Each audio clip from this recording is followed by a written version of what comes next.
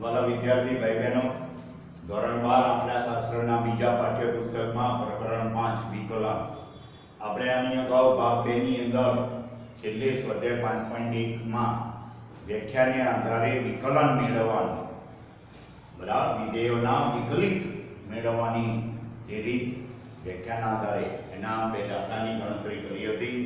હજુ આ સ્વાધ્યાયમાં બીજા 3 દાખલા છે તો આ ભાગની અંદર ભાગ 3 ની અંદર આગળ આપણે સ્વાધ્યાયનો દાખલા નંબર 3 એની રકમ મેં અહીંયા લખી છે। હવે અહીંયા ફંક્શન ઓફ x બરાબર x નો 7 ઘાત આપેલો। હવે 7 ઘાત છે બરાબર ધ્યાન રાખો તો 2 ઘાત કે 3 ઘાત હોય તો સીધું વિસ્તરણ તમે કરી શકો, પરંતુ આ 7 ઘાત માટે સીધું વિસ્તરણ થશે નહીં। જ્યારે આપણે લક્ષના પ્રકરણના જ્યારે 3 થી વધારે ઘાત હોય એવી પરિસ્થિતિમાં જે વિસ્તરણ કરવું થોડું મુશ્કેલ પડે, વિસ્તરણ થાય જે 11મા ધોરણમાં આપણે દ્વિપદીનું વિસ્તરણ એ પ્રમાણે રીત બહુ મોટી પડી જાય બરાબર। એટલે આપણે એના માટે જે લક્ષના કાર્ય નિયમો હતા એનો ઉપયોગ કરી આની અંદર કરવાનો આવશે। એટલે બરાબર ધ્યાન રાખજો, આપણે જે x ની જગ્યાએ x + h મૂકીશું અને આપણને એની કઈ કિંમત મળે છે એ પણ જોઈશું। તો આ રીતના આપણને જે આ રકમ આપી છે બરાબર, હવે એની વ્યાખ્યા પ્રમાણે limit h tends to 0 fx + x + ના વિધેયમાંથી x નું વિધેય બાદ કરીને h વડે ભાગવાના છે। તો x નું વિધેય આપ્યું છે પણ x + h નું આપ્યું નથી, એટલે આની અંદર x બરાબર x + h મૂકતા એટલે x ની જગ્યાએ x + h મૂકી દઈએ તો function of x + h x નો 7 ઘાત એટલે x + h નો x ની જગ્યાએ x + h મૂક્યા અને એનો 7 ઘાત। હવે આની અંદર આ જે બે પરિણામો મળ્યા, આ એક પહેલું ના બીજું, અને 3 અને આને 2। હવે આપણે જે વ્યાખ્યા પ્રમાણે એનું સૂત્ર જે છે એ અહીંયા આપણે લખીએ તો f' વિકલિત fx વિધેય છે એનું વિકલિત તો f' તો h એ 0 ને અનુલક્ષે છે ફંક્શન ઓફ x + h ઓછા ફંક્શન ઓફ x છેદમાં h કે 0 ને અનુલક્ષે છે ફંક્શન ઓફ x + h તો એનો જવાબ છે x + h નો 7 ઘાત x + h એનો 7 ઘાત ઓછા ફંક્શન ઓફ x ની જગ્યાએ x નો 7 ઘાત છેદમાં h। હવે અહીંયા આગળ તમે ધ્યાન દેજો તો x + h ના 7 ઘાતનું મિશ્રણ થશે નહીં, એટલે આના માટે આવી દ્વિપદી હોય એના માટે કોઈ આપણે અજ્ઞાત t કે એવું કંઈ ધારી લઈએ તો x + h ધારો કે x + h બરાબર t એટલે દ્વિપદીમાંથી એકપદી કરી દઈએ એટલે t નો 7 ઘાત બરાબર। હવે આપણને અહીંયા આગળ h ટેન્ડ્સ ટુ 0 ત્યારે t tends to x t જે ધાર્યા છે t ટેન્ડ્સ ટુ x બરાબર। હવે આના ઉપરથી x + h બરાબર t મળ્યા, પણ આ h આના ઉપરથી આપણે x લખવા હોય એટલે h બરાબર t - x આ બંને કિંમતો અહીંયા આગળ આની અંદર મૂકીશું એટલે h એ 0 ને અનુલક્ષે છે x + h એની જગ્યાએ t તો t નો 7 ઘાત ઓછા x નો પણ 7 ઘાત છેદમાં h ની જગ્યાએ t ઓછા x।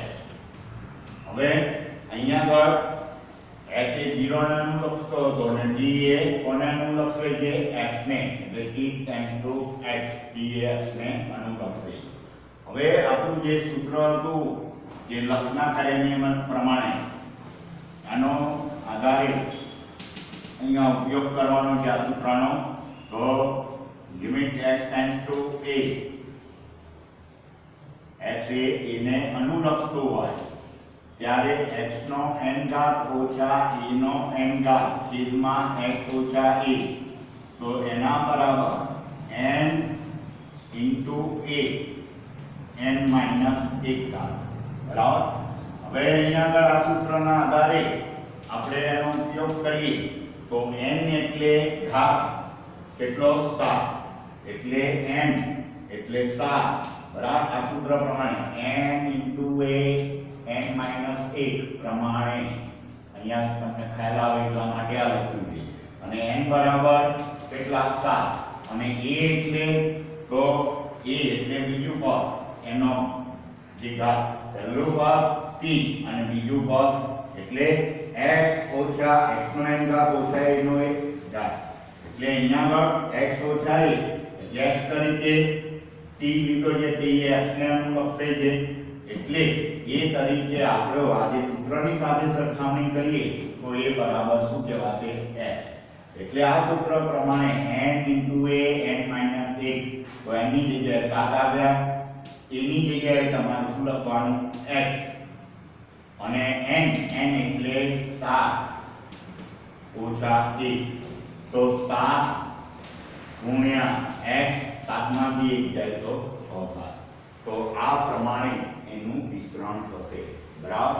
એટલે તમે જો x નો 7 ઘાત તો ઘાત આગળ ગુણાઈ ગયો 7 અને અહીંયા આગળ 7 હતા તો એમાંથી એક ઘાત ઓછો થયો.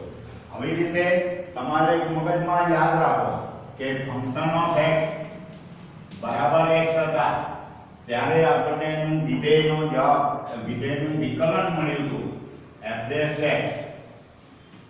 તો એનો જવાબ 1. મેં તમને કહ્યું તો જવાબ યાદ રાખજો. જો તો આ ઘાત કેટલો 1 એ આગળ ગુણાઈ ગયા. બરાબર. એક ઘાતમાંથી એક બાદ કરીએ એટલે x નો 1 ઓછા 1 એટલે 0, x નો 0 ઘાત એટલે એની કિંમત 1.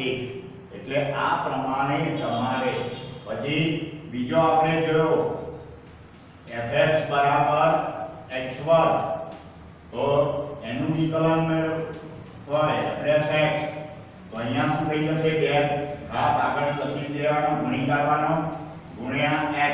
2 માંથી 1 બાદ કરી દઈએ તો 2x, 2 માંથી 1 જાય તો 1 ઘાત એટલે 2x. જો આવા જવાબ આયા હતા બીજો જે કરે. હવે ધારો કે 3 ઘાતનું કયું હોય ફંક્શન ઓફ x બરાબર x નો 3 ઘાત, તો એનો જવાબ લેવો મેળવવો હોય f'(x) એનું વિકલિત કરવું હોય તો આ 3 ઘાત આગળ ગુણી કાઢવાનો અને x નો અહીંયા જે ઘાત હોય એમાંથી એક ઘાત ઓછો કરી દેવાનો એટલે ઘાત. આ સૂત્ર n into a n minus 1 ઘાત એટલે n એટલે ઘાત, a એટલે આધાર, ઘાત ગુણ્યા આધાર અને જે ઘાત હોય એમાંથી એક ઓછો કરી દેવાનો. તો અહીંયા ઘાત કેટલો 3, આધાર x અને 3 માંથી એક બાદ કરી દઈએ તો 2. એવી રીતે અહીંયા આગળ આપણે જો આજે દાખલો આપણે ગણ્યો કે fx બરાબર x નો 7 ઘાત, fx ફંક્શન ઓફ x બરાબર x નો 7 ઘાત. તો મેં તમને આ જે પ્રમાણે કર્યું એ ઘાત આગળ ગુણી કાઢવાનો, પછી જે ચલ હોય આધાર તરીકે એ ચલ લખવાનો અને ચલનો જે ઘાત આપ્યો હોય એમાંથી એક ઘાત ઓછો કરી દેવાનો એટલે 7 માંથી 1 બાદ કરો તો 6. એટલે આવી રીતે તમારે ટેવ પાડવાની છે fx બરાબર x. તો એક જવાબ એક કઈ રીતે મેં સમજ આપી તમને અને આપણે વ્યાખ્યાના આધારે પણ આ દાખલાની ગણતરી કરી. પછી x2 તો 2 ગુણ્યા x નો 2 ઓછા 1. આ પ્રમાણે આપણે આના વિકલન બરાબર જવાબ એ આગળ આપણે આ મેં મહત્વનું છે આગળ આવી રીતે ટૂંકમાં એ કરવાનું આવશે વિકલન. એટલે આ રીતે તમે ટેવ પાડો. બરાબર. એટલે આ ખાસ આવડવું જોઈએ.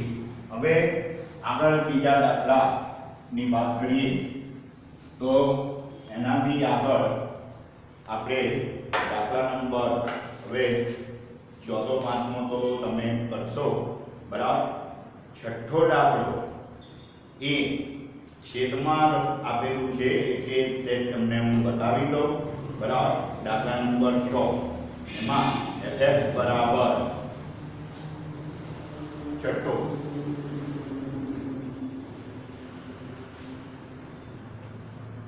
ફંક્શન ઓફ x બરાબર 2/3x ઓછા 4. બરાબર. આનું વિકલન કરવું છે. હવે આપણે જે x બરાબર x વત્તા h મૂકતા x ની જગ્યાએ શું કરીશું? x વત્તા h મૂકીએ. બરાબર. x બરાબર x વત્તા h મૂકતા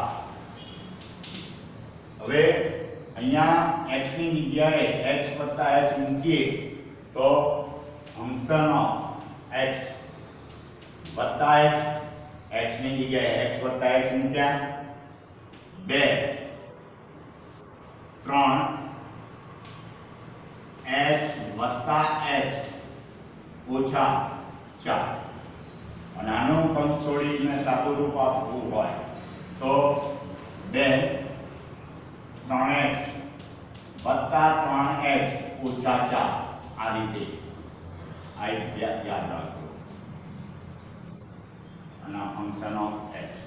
હવે આપણું જે સૂત્ર છે f'(x) બરાબર. એટલે અહીંયા ખાસ ધ્યાન રાખો. જો અહીંયા કૌંસ છોડી અને નીચે લખી દો 2 3x વત્તા 3h ઓછા 4 ફંક્શન ઓફ x વત્તા h. હવે આપણી જે વ્યાખ્યા પ્રમાણે f'(x) h tends to 0 h એ 0 ને અનુલક્ષે છે. હવે એનાથી આગળ વાત કરીએ તો વ્યાખ્યા પ્રમાણે ફંક્શન ઓફ x વત્તા h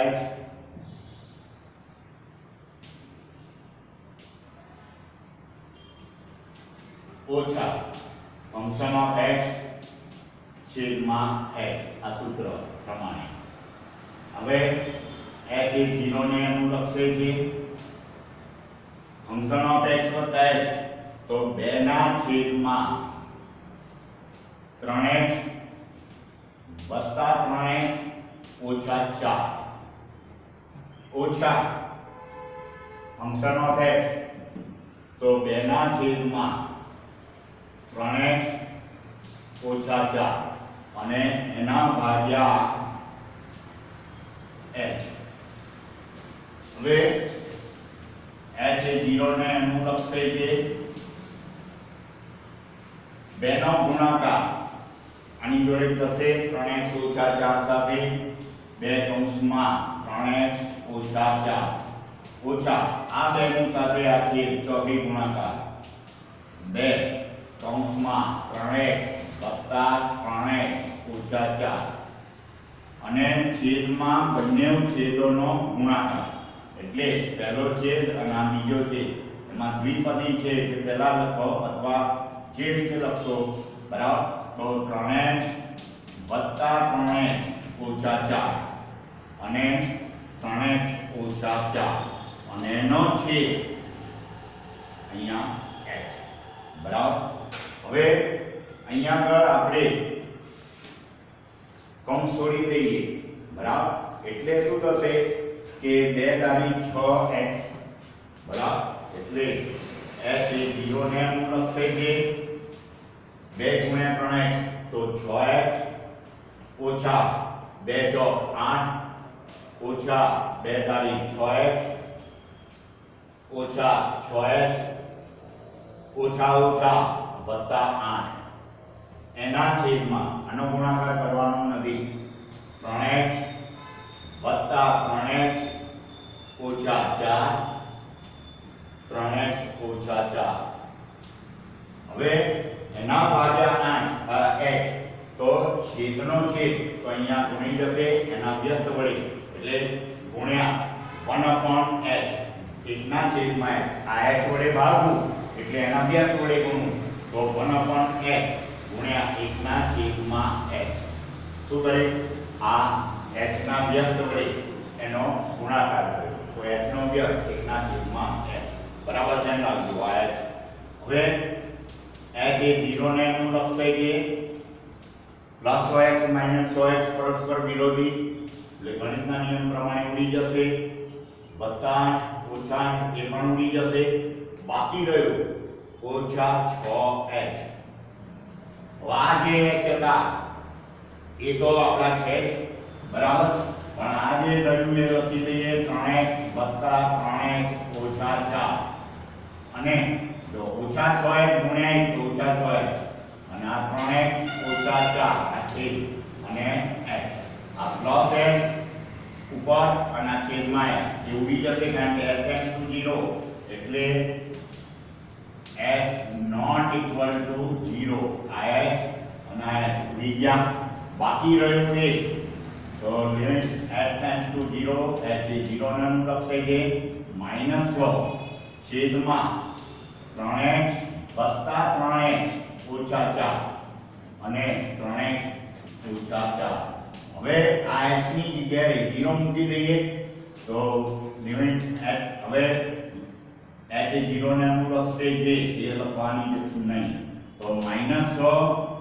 છેદમાં 3x + 3 h ની જગ્યાએ 0 મૂક્યા -4 અને 3x - 4 આ રીતે થશે -6 છેદમાં 3x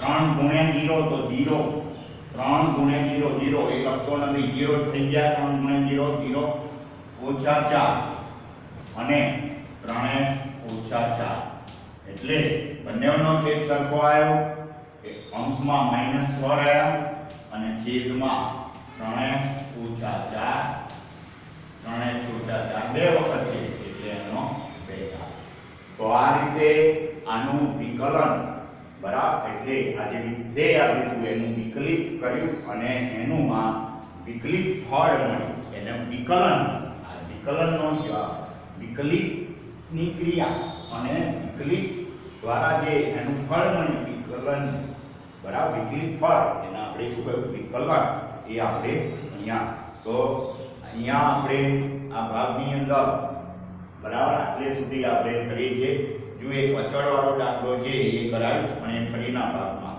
બરાબર એટલે તમે આ રીતના આવા છેદમાં આપેલું હોય વિધેય આવી રીતે હવે તો જે એવા બીજા એક દાખલો છે એની રકમ તમે જોજો આ સ્વાધ્યાયમાં છે અને બીજા ઉદાહરણમાં પણ આવા દાખલા છે તો તમે જાતે એવા દાખલાઓની પ્રેક્ટિસ કરજો અને જે આ સ્વાધ્યાયમાં વચ્ચે બાકી રહ્યા દાખલા એ હોમવર્કમાં એ પણ પૂરા કરજો થેન્ક યુ